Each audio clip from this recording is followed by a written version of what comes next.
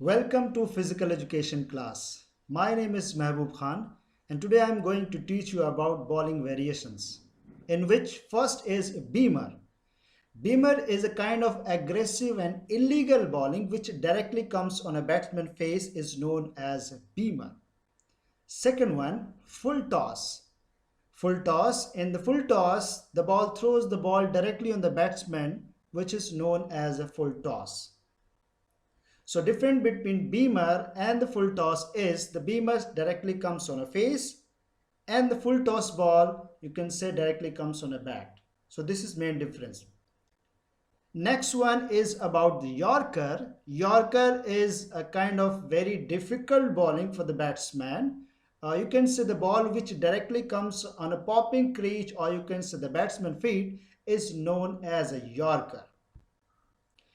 In this way, next one is half volley.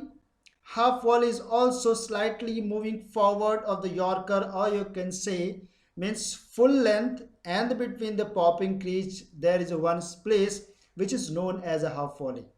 So the ball bounces on this length you can say between the full length and the popping crease which is known as a half volley. One most variations you can write on which is bouncer.